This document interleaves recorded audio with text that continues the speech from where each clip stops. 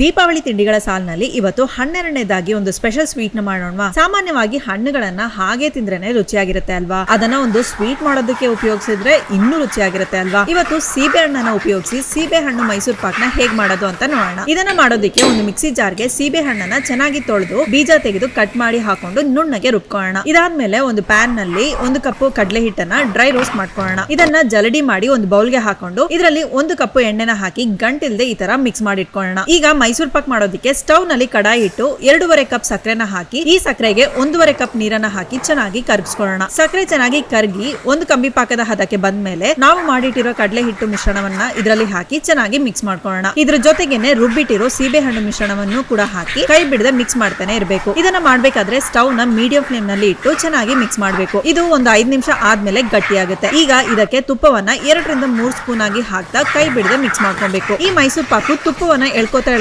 2 ರಿಂದ 3 ಸತಿ ತುಪ್ಪವನ್ನ ಹಾಕಿ ಚೆನ್ನಾಗಿ ಮಿಕ್ಸ್ ಮಾಡ್ಕೊಳ್ಳೋಣ. ಇದೇ ತರ ಮಾಡ್ತಾ ಇರ್ಬೇಕಾದ್ರೆ ಮೈಸೂರು ಪಾಕ್ನ ಹದ ಒಂಥರ ನೊರೆ ತರ ಬರೋಕೆ ಶುರುವಾಗುತ್ತೆ. ಈ ಸಮಯದಲ್ಲಿ ಸ್ಟವ್ ನ ಆಫ್ ಮಾಡಿ ಇದನ್ನ ತುಪ್ಪ ಸವರಿದ ಟ್ರೇಗೆ ಹಾಕೊಂಡು ಸಮ ಮಾಡಿ ಆರ್ಲು ಬಿಡಿ. ಅರ್ಧ ಗಂಟೆ ಚೆನ್ನಾಗಿ ಆರದ್ಮೇಲೆ ಈ ತರ ಪೀಸ್ ಮಾಡಿ ಎತ್ತಿಟ್ಕೋಬಹುದು. ಈ ವಿಡಿಯೋ ಇಷ್ಟವಾಗಿದ್ರೆ ಲೈಕ್ ಮಾಡಿ, ಫುಡಿ ಕನ್ನಡನ ಫಾಲೋ ಮಾಡಿ.